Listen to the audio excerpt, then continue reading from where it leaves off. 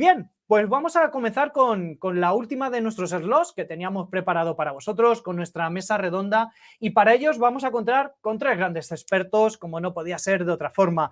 Vamos a contar con Emilio Campos, Solution Engineer de Oracle Latam Knowledge and Security. Emilio, gracias por estar aquí con nosotros, de verdad. Todo un gusto de adelante, han sido ponencias muy interesantes. Fantástico. Contaremos también con Clara Ferreiro, MA de Business Development Manager and Scout. Clara, un fantástico que hayas podido sacar un hueco de agenda y compartir con nosotros este tiempo. Muchas gracias, un placer para mí compartir este ratillo con vosotros. Fantástico. Y el tercero de nuestros ponentes, Carlos Estrada, director de ciberseguridad, Investiga Consultores. Carlos, gracias a ti también, que sé que vuestras agendas son súper complicadas.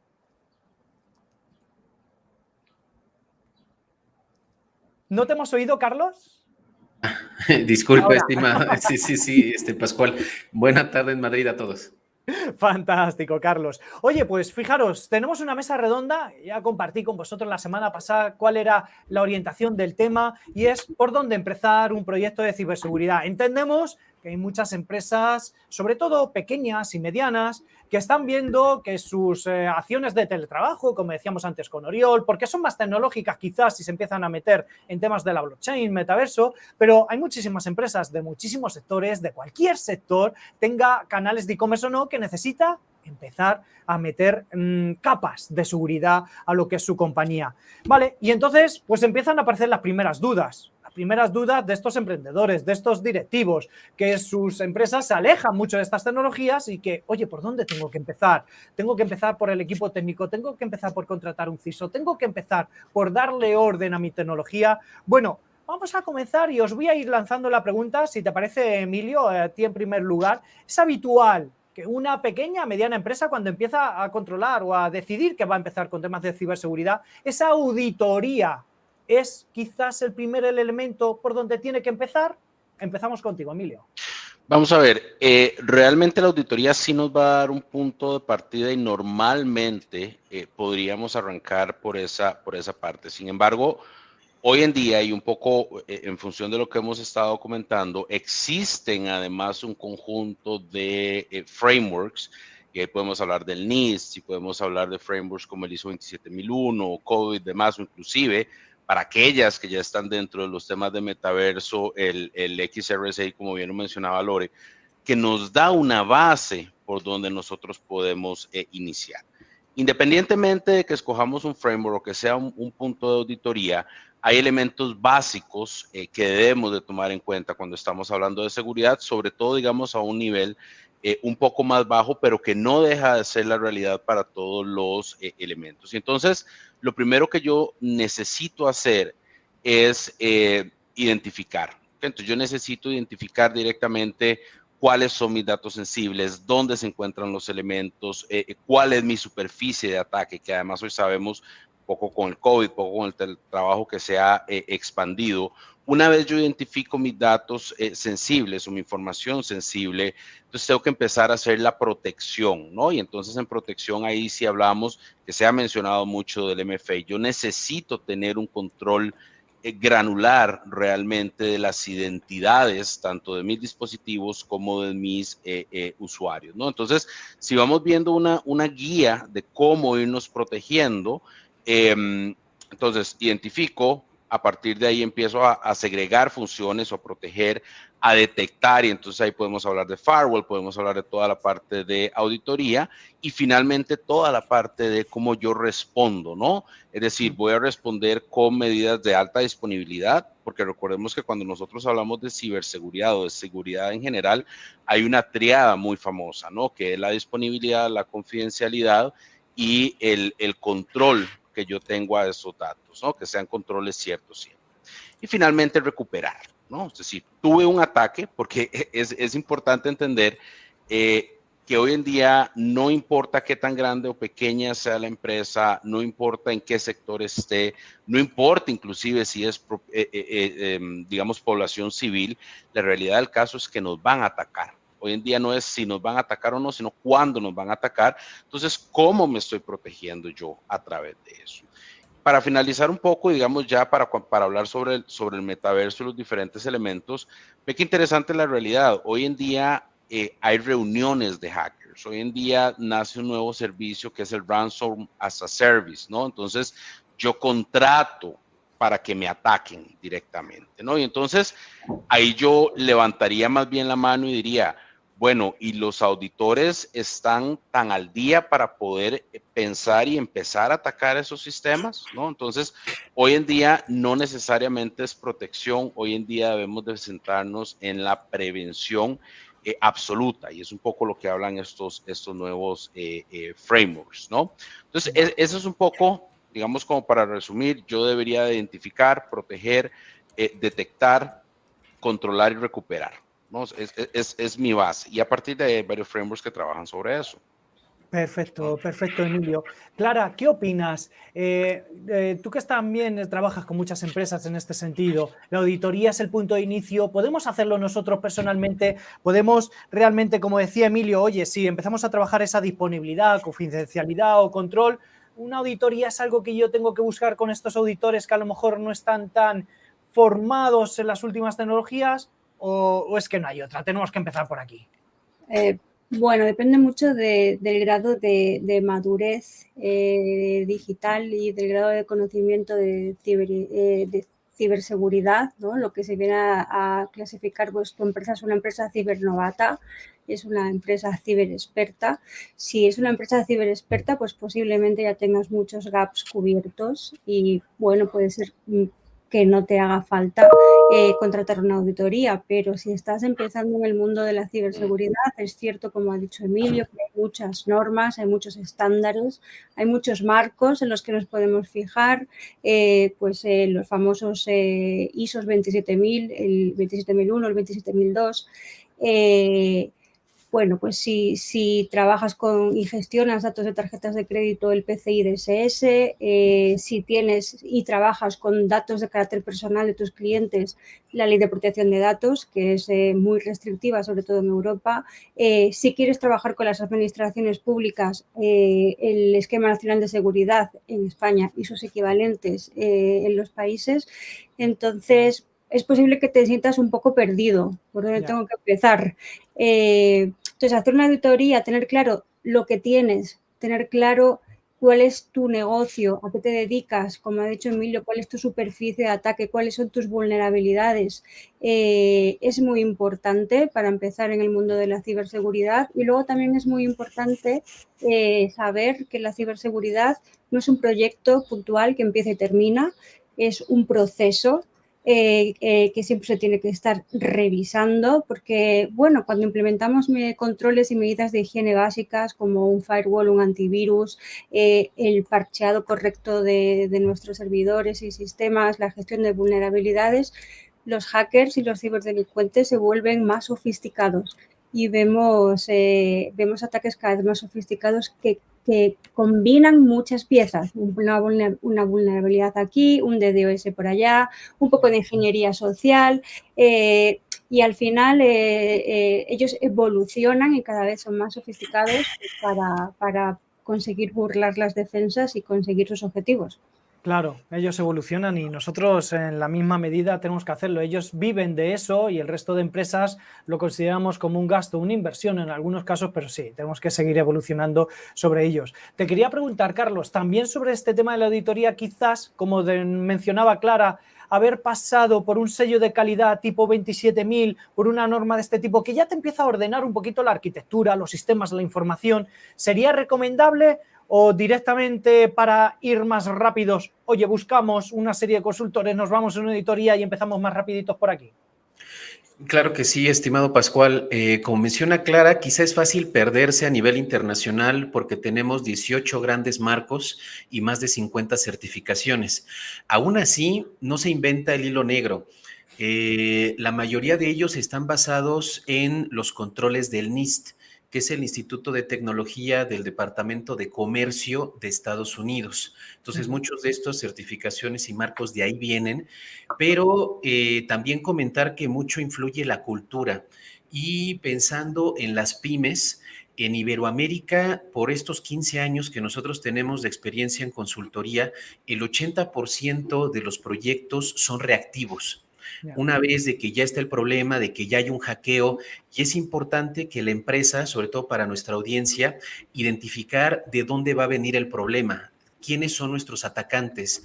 El 80% de las veces también, quizá 85%, es un enemigo interno, empleados deshonestos. Entonces, los 140 controles del ISO 27000 son más un tema de procesos, un 70% es procesos. Entonces, lo importante, incluso antes de una auditoría para la empresa, es que tenga un plan de trabajo, una hoja de ruta a 100 días. En estos 100 días, ¿cuál va a ser el gobierno de tecnología para acelerar su incremento de madurez, resiliencia e higiene cibernética?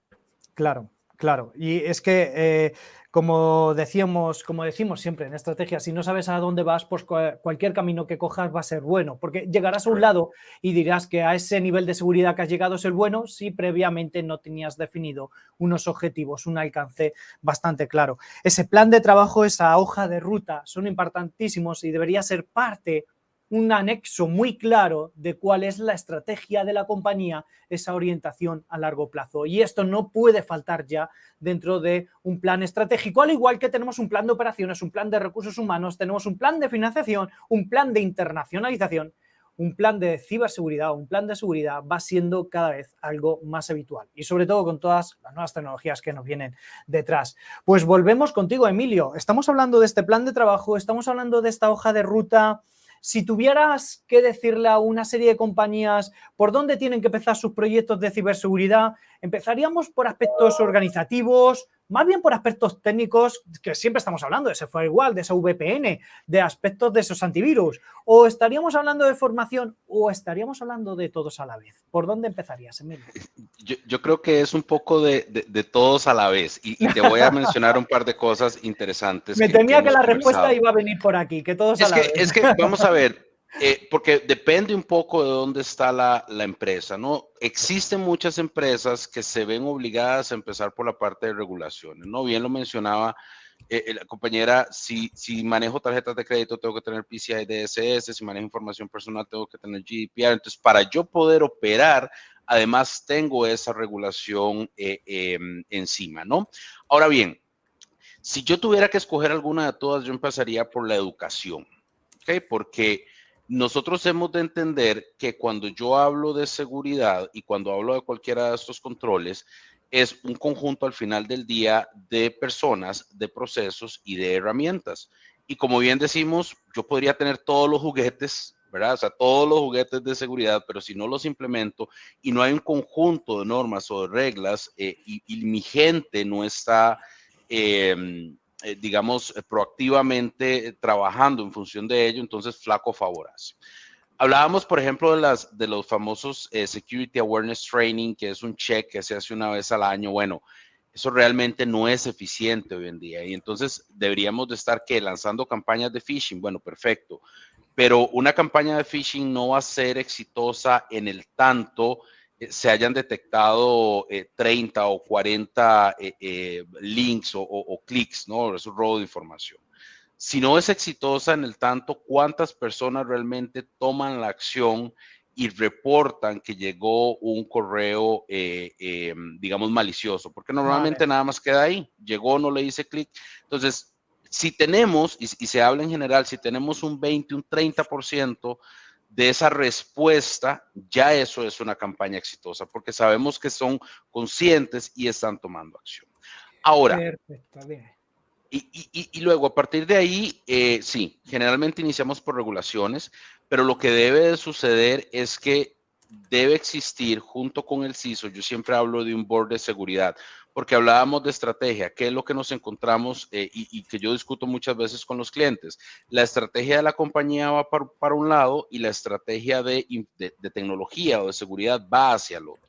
Y eso es lo más peligroso, porque entonces nos encontramos que muchas veces hay herramientas que no se sabe la parte operativa que tienen, que no implementan, que no es lo que necesita.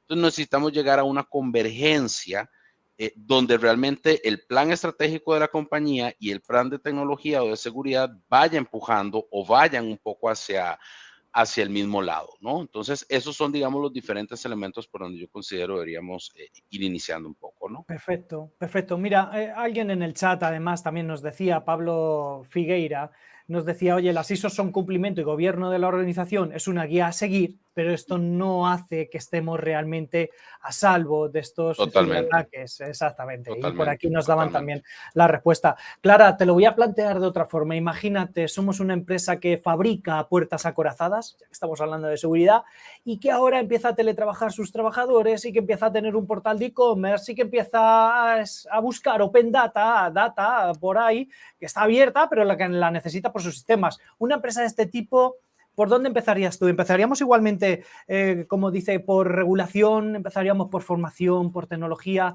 Una empresa tradicional que se está empezando a abrir sus puertas, se está abriendo perimetralmente, como decía Oriol, ¿por dónde recomendarías empezar a trabajar? Pues mira, estoy totalmente de acuerdo con lo que ha dicho Emilio. Creo que no son compartimentos estancos. Es cierto que hay proyectos que se basan en la organización, otros en la parte técnica, otros en la parte de cumplimiento normativo, pero creo que tienen que ir en paralelo y de la mano. No entiendo que, es decir, cuando tienes que implementar controles para cumplir con la regulación, al final vas a tener que también implementar procesos organizativos y también vas a tener que cumplir o tener ciertos aspectos tecnológicos que te doten de seguridad a la organización. Entonces, al final hay una cosa que es, bueno, el presupuesto es limitado y limitante. Entonces, ¿por dónde empezamos? Normalmente, como decimos aquí, pues por donde nos aprieta el zapato.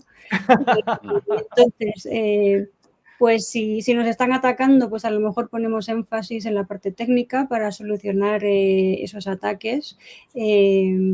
Entonces, yo creo, bueno, un ejemplo como el que has dicho, pues creo cuando ya estamos hablando de que vamos a manejar datos, que vamos a tener nuestro negocio en Internet, es importante, cumplir con la Ley de Protección de Datos. Es un aspecto regulativo que es muy importante y que luego además, una vez que hay una brecha de datos, aparte de que tengas que pagar un rescate o no, o lo pagues y te devuelvan los datos y no los publiquen, cuando tienes una brecha de datos luego tienes que pagar importantes multas Claro. por el hecho de haber tenido esa brecha de datos. Entonces, es importante tener buenos backups y copias de seguridad para poder, pues volver al punto a lo mejor al punto de inicio de cuando te han atacado. Es importante también, sobre todo, y también como han dicho Carlos y Emilio, concienciar a los empleados, ¿no? Lo que se viene a llamar la capa 8, porque al final las personas somos como el eslabón más débil en la seguridad. Es muy fácil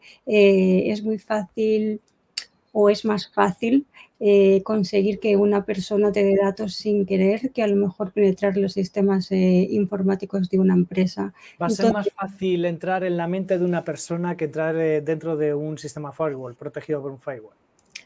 en muchas ocasiones, sí, la ingeniería social es muy importante. Es decir, tenemos que aprender cómo nos atacan socialmente, qué técnicas de ingeniería social utilizan. Hay que concienciar a los empleados, sobre todo ahora con el teletrabajo, y la pandemia ha acelerado pues la adopción del teletrabajo, la digitalización de las empresas, proyectos que estaban destinados a hacerse en 2-3 años. Cuando hablas con los CISOs, con los responsables de las empresas, con los directores, ni siquiera hace falta que sea gente de seguridad, te dicen que la digitalización, la cloudificación era algo que tenían en mente, pero a lo mejor a 2, 3, 4 años vista, y se han tenido que ver inmersos en este proceso antes de lo que esperaban, a lo mejor sin estar todo lo preparados que necesitaban por el hecho de tener que afrontar las consecuencias de la pandemia y tener a todo el mundo trabajando en casa. Claro. Entonces, el perímetro, como también decía Oriol al principio, el perímetro de las empresas ha cambiado.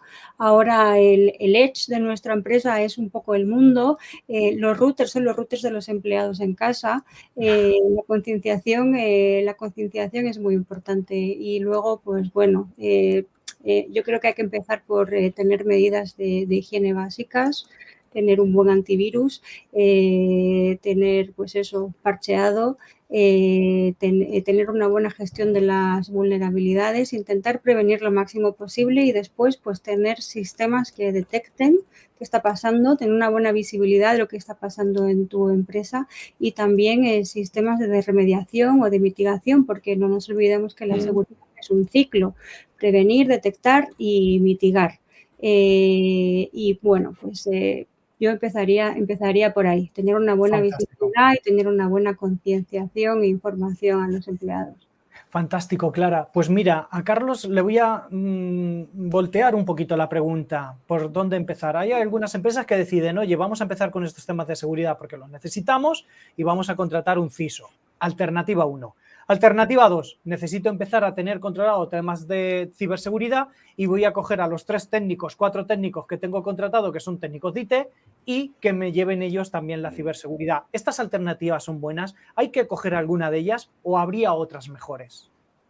Claro, es un tema, estimado Pascual, crítico para todas las empresas, sin importar su tamaño, y depende tanto de la regulación como de la industria donde estén abocadas.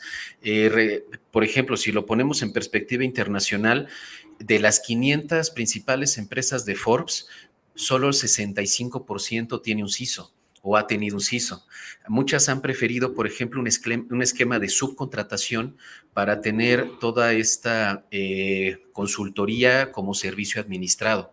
Sí es importante este tema de presupuesto y cómo evaluarlo, que más adelante lo vamos a mencionar, para entender cuál es el beneficio de la empresa de esta inversión, o sea, más que vista como gasto de seguridad. Porque transversalmente este tema de ciber eleva, ¿no?, el rendimiento de la inversión de la empresa cuando ayuda a fortalecer el resto de las verticales de transformación digital, la automatización, la migración a la nube, el teletrabajo. Entonces, visto la parte de ciberseguridad como una ayuda para fortalecer a la empresa. En este caso, la mayoría de las empresas, la tendencia es tener la fortaleza adentro, o sea, la capacitación de sus especialistas y de sus usuarios. Esto es crítico para Iberoamérica porque de España a toda América Latina el cálculo es que nos hacen falta 14 millones de ingenieros. Y para el tema de ciberseguridad y seguridad de la información sería 2 millones de especialistas, no solo ingenieros, abogados, contadores, etcétera, pero que tengan las capacitaciones y las certificaciones para entrar a ello. ¿Y por qué es importante esto?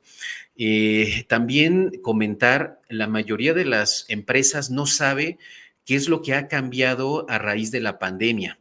Hasta antes de la pandemia, los principales enemigos eran células de algunos ejércitos de 20 países del mundo. Ahora, la principal amenaza son 40 grupos de crimen organizado que se dedican a secuestrar la información. Por eso, Clara mencionaba el tema de los respaldos, sobre todo si podrían ser automatizados, y el enfoque principal que está funcionando para las empresas es de GRC, Governance, Riesgo y Compliance. Y en Iberoamérica, las empresas que mejor alinean esto son de Corea, de Japón, de la India, que alinean el tema de confidencialidad, contratos, reglamentos con respecto a la tecnología. Por ejemplo, una tecnología como un DLP, un Data Loss Prevention, para detener en tiempo real el robo de información, y es aquí donde están fallando consultoras como Accenture. La ampliación de la superficie de ataque por el teletrabajo, hay todo un tema que se llama Shadow IT. Todo lo que no alcanza a ver el área de sistemas, que son los gadgets, los celulares, las tabletas, y que requieren una protección especial. Vale, perfecto, perfecto. Mirad, tengo otra pregunta para vosotros. Os la lancé ya la semana pasada, pero la voy a modificar un poquito, que yo creo que queda más clara así.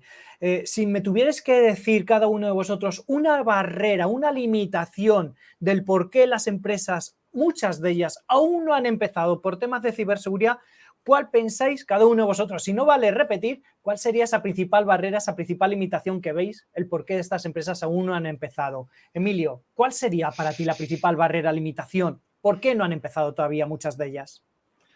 Una vez que no se haya empezado, probablemente diría que es por dirección estratégica y por budget, toda vez que en Iberoamérica, como bien lo hemos mencionado, todavía se considera la seguridad un gasto y no una inversión, ¿no? Si tuviera que resumirlo muy en poco, sería ese es el punto. Claro, porque la dirección no es capaz de plantear un presupuesto, un budget, para poder acometer estas inversiones. Clara, ¿tú qué piensas? Creo que esta es la razón más importante, pero luego también... Te la gané. Sí, nos lo has puesto complicado. Pero luego también el gap de conocimiento que mencionaba Carlos anteriormente, es decir, pues como bien ha dicho, hay un ataque, bueno, yo tenía unos datos de un ciberataque cada 21 segundos, Lorena me los ha actualizado a cada 11 segundos. 11 segundos.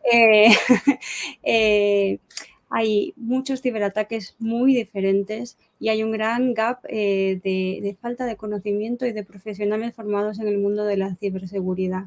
Entonces, ese creo que también es uno de los principales problemas. Vale, pues tenemos dirección, tenemos un budget, un presupuesto, no tienen presupuesto y tenemos una falta de conocimiento y puede ser también otro de los motivos por el cual las empresas no empiezan a poner barreras digitales. Carlos, ¿cuál sería para ti uno de los principales motivos? Donde Emilio, Clara coinciden es la parte de educación, que en este caso es desconocimiento de las nuevas tecnologías y enfoques. Aquellas empresas que vemos con más liderazgo, las startups y unicornios, sus CEOs y sus boards, sus consejos de administración, tienen muy clara esta ruta. Por ejemplo, el futuro de varias empresas españolas en Iberoamérica que operan, los bancos sobre todo, Santander, BBVA, están alineando sus presupuestos de aquí al 2025, por ejemplo, a herramientas de código abierto, herramientas gratuitas que busquen justamente hacer más eficientes sus presupuestos. De hecho, esa es la tendencia también de la protección militar por parte de la OTAN y en Europa por parte de la ENISA, la Agencia de Ciberseguridad, donde van compartiendo herramientas gratuitas para poder aumentar las capacidades de las empresas. Y aquí algo muy importante, el cálculo financiero que debe hacer una empresa es si después de un incidente puede perder la continuidad de las operaciones. Al menos una tercera parte de las empresas que sufren un incidente fuerte de ciberseguridad cierra. Tiene que cerrar operaciones en Iberoamérica. Y la principal disyuntiva que planteaba Clara es pagar o no pagar un secuestro cibernético. Al menos en América, esta disyuntiva se está cerrando porque el Departamento del Tesoro de Estados Unidos ya tiene catalogados estos cibercriminales como células terroristas.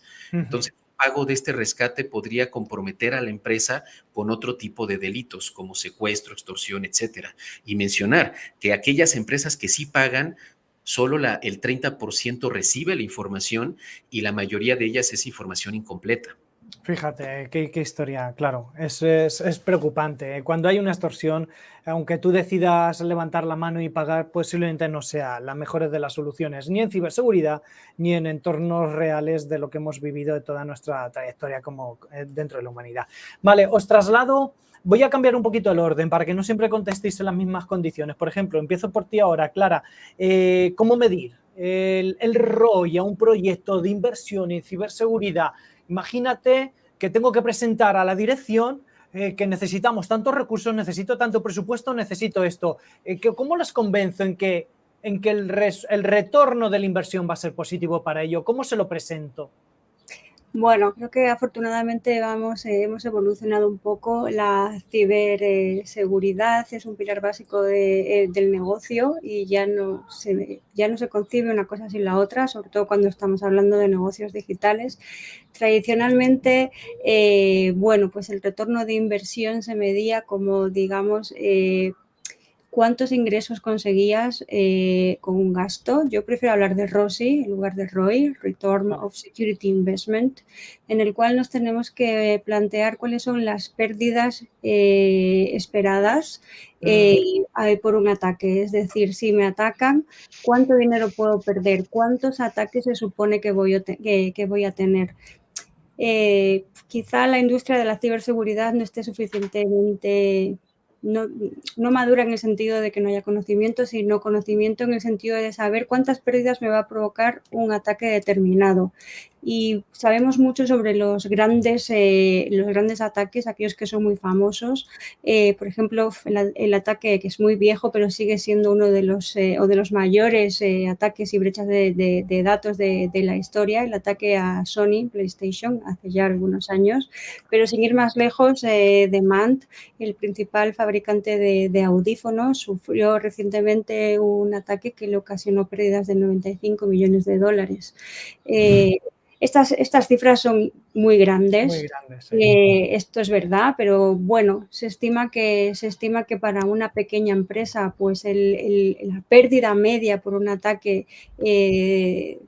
pues pueden ser unos 15.000, 20.000 dólares por ataque. Se estima de media unos 5, 6, hasta 10 ataques al año. Si el dinero que te gastas en prevenir esos ataques es menor que el ataque, claramente la inversión es positiva, pero vamos más allá. Ahora, digamos que lo que estamos viendo son ataques de ransomware, robo de datos, junto con ataques de denegación de servicio. Cuanto más digital es tu empresa, cuanto más dependes de los medios digitales y de estar conectado a Internet, un ataque de este tipo que digamos que corta tu presencia en las redes, que hace que no puedas seguir operando, puede ser devastador. Como decía Carlos, puede incluso poner en riesgo la continuidad de tu negocio. Imaginémonos en el Black Friday un ataque de este tipo, de negación de servicio, más un ransomware, más una fuga de datos durante el Black Friday. Exacto, durante el Black Friday, durante la época de rebajas. ¿Cuánto dejas de ingresar por el hecho de estar sufriendo un ataque de este tipo? Si la inversión que tienes que hacer para prevenirlo es menor que las pérdidas, claramente. El retorno de inversión es positivo. En tu caso, Emilio, entonces la métrica va por este ROSI y no tanto por el ROI. Es decir, ¿cuánta es la probabilidad de que esto ocurra? Y si esto ocurre en esa probabilidad, ¿cuánto podría llegar a perder? Y a partir de aquí, eso es lo que tengo que plantear a la dirección. Definitivamente, pero antes de entrar ahí, tomando un poco las palabras de Clara en cuanto a la denegación de servicio, estamos viendo ahorita en varios países de Latinoamérica, Costa Rica incluido, donde yo resido, ya no es solo, ok, te robé tus datos, pero ya no te interesan los datos, digamos que lo lograste recuperar y demás. Conforme hemos avanzado y entonces tenemos dispositivos de Internet of Things, tenemos controles, por ejemplo, para la distribución de electricidad, para la distribución de agua. Entonces, ese ataque de negación de servicio ya no es solo te pongo fuera de línea en un pico, digamos, web, tipo Black Friday y demás, sino que te corto la luz y corto la luz por sectores. Ahora, imaginémonos que en un sector de esos exista un hospital. ¿Cuántas vidas en un hospital están o requieren, digamos, de energía eléctrica, ¿no? Entonces, ahí ya estamos empezando a jugar. O sea, los ataques han evolucionado de tal manera que ya estamos tomando o estamos tocando también un poco temas de vida humana. Ojo con eso. Sí. Ahora, dime. No, adelante, por favor. No, que el impacto ya no solamente se queda en lo estrictamente digital, sino que va más allá justamente por esta sensorización que estamos aumentando. Y es un poco lo que vamos a seguir viendo, y bien lo mencionaba Lorena también en su ponencia, conforme más nos vamos ingresando al metaverso, ¿no? O sea, yo puedo estar aquí sentado tranquilo en mi casa, no estoy haciendo nada, y de pronto me viene el FBI, me viene alguien y dice, no sé, desde muertes, estafas, y yo aquí sentado teniendo esta conversación con ustedes, ¿no? Entonces, mucho ojo con la información que estamos poniendo ahí. Típicamente, ahora sí, para enfocar un poco la respuesta, cuando hablamos de, bueno, cuánto me cuesta o cuál es el retorno de inversión, el business case, normalmente yo lo empiezo montando diciendo, ok, ¿cuánto le cuesta estar un segundo fuera de línea? ¿No? Ahí es donde empezamos, y entonces ahí podemos hablar también de conceptos como el RPO y el RTO, ese punto de recuperación y ese punto de tiempo, ¿verdad? De pérdida que yo pueda tener. Se establece, y bien lo decía Clara, digamos, empresas medias, $300,000 por hora, 5,000, es decir, ya ahí hay pérdidas solo por estar fuera de línea. Pero hemos de recordar que detrás de esto yo puedo tener multas regulatorias. ¿Por qué? Porque mi data fue expuesta. Ahí hablamos de nuevo PCI, GDPR, etcétera. Puedo tener pérdida de credibilidad. Es decir, si yo tengo mi dinero en un banco ese banco fue atacado, esas tarjetas de crédito fueron violadas, mi información, yo probablemente no voy a querer seguir transando con ese banco o esa entidad, ¿no? Y finalmente lo que les mencionaba al inicio, ese tema de la incapacidad operativa. Entonces, concuerdo en el ROSI, no es necesariamente un ROI, pero sí que me puede limitar, inclusive puede causar el cierre. Entonces, esos son los elementos que nosotros tenemos que tener en cuenta, y la pregunta generalmente a los financieros, generalmente a ese Board of Directors, que es cuando tenemos que llegar, ¿no? Que si lo ven es, bueno, ¿cuánto le cuesta a usted no vender un día? Ya, en función de o una hora o un minuto. A partir de ahí, ya el giro de la conversación cambia completamente. Ya cambia, ya cambia. Carlos, ¿estás de acuerdo en lo que transmiten Emilio y Clara en cuanto a este ROI, a este impacto? Totalmente, estimado Pascual. Mencionar que en Iberoamérica, bueno, sobre todo en América Latina, la situación actual de ciberseguridad es un desastre. O sea, de acuerdo al índice de Naciones Unidas de ciberseguridad, estamos 15 años atrás. Este grupo que atacó a Costa Rica, Conti, que es uno de los 40 que mencioné, en estas últimas 4 semanas también atacó al Ministerio de Inteligencia en Perú, al Banco Central de Túnez y al gobierno de Groenlandia. De hecho, fue tan severo el daño en Costa Rica y no estaba preparado el gobierno de Costa Rica que tuvieron que declarar emergencia nacional para poder cobrar impuestos. La necesidad es pasar de un enfoque de triple hélice tradicional, empresa, gobierno, universidad, ahora la silla completa de tener una protección de grado militar. Para la inversión de las empresas, este retorno de inversión en seguridad, el ROSI, ahorita complementando, ¿no?, la explicación que mencionaba nuestra colega Clara, lo podemos aplicar a un caso muy concreto. Las 3 principales amenazas o ataques en Iberoamérica son el ransomware, el secuestro de información, los correos apócrifos para pedir transferencias a otras cuentas de banco y a futuro, los próximos 5 años, los ataques de cadena de suministro. Pensemos en una pyme. Una pyme, para instalar el complemento del antivirus es un EDR, un Endpoint Detection and Response. Por máquina va a costar $20. Pensemos que tiene 20 empleados. Sería una inversión de $400 mensuales. Al año, $4,800. Para la expectativa de pérdida que mencionaba Clara, esta expectativa de pérdida la vamos a obtener multiplicando cuánto nos costaría uno de estos eventos y cada cuándo puede ocurrir. Pensemos que una pérdida de estos eventos va a ser $500,000 y puede ocurrir uno cada 5 años. Entonces multiplicaremos los $500,000 por 0.2. Eso nos da una expectativa de pérdida anual de $100,000. Ahora, eso lo multiplicamos por nuestro presupuesto de ciberseguridad, de cuánto lo mitigaría. Pensemos que es un 0,75, un 75%. Eso nos da menos eso nos da $75,000 anuales, menos el costo de la solución, que en total son los 4,800 que habríamos dicho.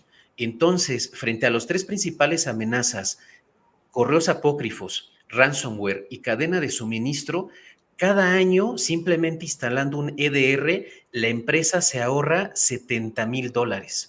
O sea, tenemos un beneficio de 14,000% de lo que va a proteger la empresa y evitar que cierre operaciones.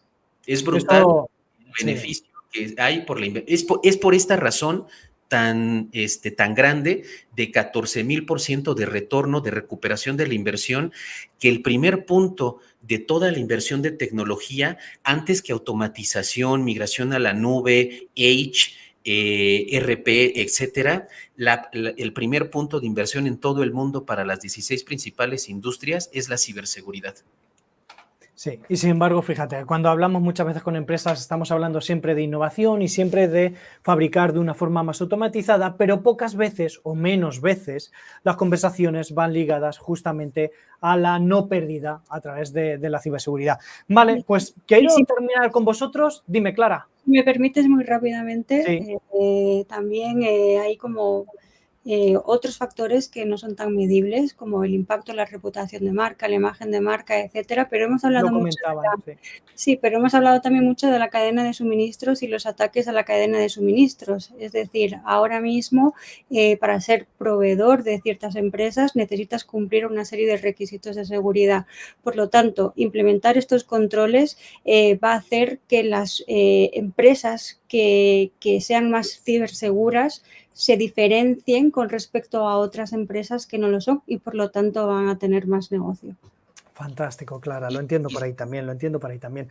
Una última pregunta que quiero de contestación súper rápida para los tres. Estamos en un evento divulgativo, estamos compartiendo experiencias, estamos compartiendo ideas. Yo sigo aquí en España para seguir el temas de ciberseguridad, porque también me preocupan, porque están ahí, y me gusta seguir a INCIBE, que es el Instituto Nacional de Ciberseguridad en España. Fantástico, y tiene un blog divulgativo brutal, cual me gusta mucho seguir por el aprendizaje que tiene. Si cada uno de vosotros nos tuviera que decir a la audiencia un gurú, un experto, una organización a la cual, si estamos metidos en estos temas, vosotros también os nutrís de información, ¿cuál de estos links, cuál de estas entidades, organizaciones o personas os gustaría transmitir como, oye, de esta persona, de esta organización, podéis aprender más todavía? ¿Cuál sería esta persona? Clara, que hemos acabado contigo, ¿a quién seguirías? Bueno, pues como institución, ENISA. Me gusta mucho también la Société Générale de Francia. La verdad es que tiene un blog divulgativo muy bueno y como persona, bueno, también un poco por mi historia, quizá Chema Alonso. Fantástico, en España no falla, es el gurú por excelencia, es la persona que más mediáticamente conocida, seguramente que muchísimos más, pero Chema Alonso es el gran conocido por todos los que se están empezando a acercar a este mundo. Emilio, ¿qué consejo nos darías? Definitivamente, bueno, el NIST, ¿no? O sea, todas las páginas del NIST, las páginas del ISO, yo voy un poco por allá y, bueno, no puede hacer falta el Advice Security Office de México, ¿no? O sea, aparte de donde generamos mucho contenido en redes sociales también, y lo que hacemos es justamente traer diferentes expertos. Hemos tenido charlas con ethical hackers, hemos hecho exploraciones al dark web, entonces es una invitación un poco a ver también ese tipo de contenido, ¿no? Que nos permite entender y ponernos, cambiarnos un poco también ese sombrero, sí, ¿no? Sí. De ser atacantes también, ¿no? Claro, claro. Y abrir tenemos el foco. Tenemos que ser Red Team, tenemos que ser Blue Team, tenemos que ser Black, todos los teams de alguna otra forma, para entender esos pensamientos. Fantástico, fantástico. Y por último, Carlos, ¿qué recomendación nos darías de cuentas a seguir? Por supuesto, España tiene mucho liderazgo. También la Policía Nacional de España tiene un curso gratuito del Cyberwall. Tiene 40,000 alumnos, hay 11 módulos, muy recomendable. El liderazgo de Chema Alonso con el trabajo de Telefónica también ha llegado a toda Latinoamérica. Hay muchos canales especializados en Telegram.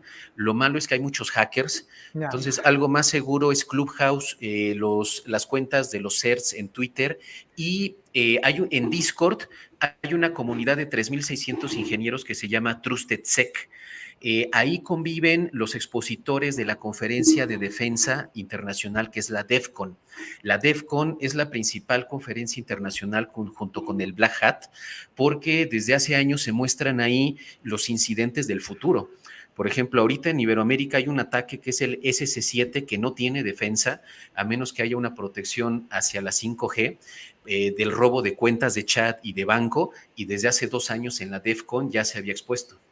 Qué bueno, qué bueno. Oye, fantástico, pues fijaros, no solamente hemos instruido, no solamente hemos comentado, no solamente hemos inspirado, sino que además les dejamos un camino a recorrer a toda nuestra audiencia para que ese autoaprendizaje, que más a día de hoy tiene más valor que nunca, pues puedan seguir con él. Carlos, muchísimas gracias por estar aquí con nosotros.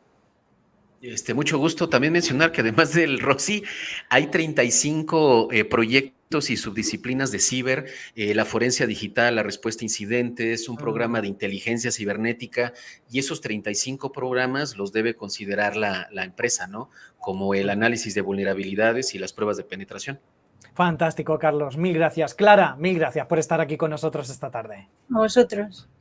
Emilio, mil gracias a ti también por estar este ratito y por haber contado desde tu experiencia pues elementos que son de valor para la audiencia.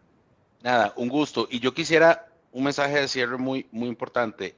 Estamos protegiendo lo que hoy tenemos, la base instalada, pero no dejamos de seguir creciendo. Es muy importante que ese crecimiento que se está haciendo hoy en día, que esas arquitecturas, que esos proveedores sean servicios ya seguros, porque si sabemos que es una necesidad, compremos, adquiramos, manejemos servicios que ya están seguros y los integramos. Fantástico. Pues gracias a los tres y con esto también a nuestra audiencia. Con esto vamos a empezar a dar por terminado el evento, este momento de Cybersecurity Day que hemos preparado para todos vosotros y que espero, sin duda alguna, por lo que estaba leyendo en el chat, que haya sido de valor para todos vosotros.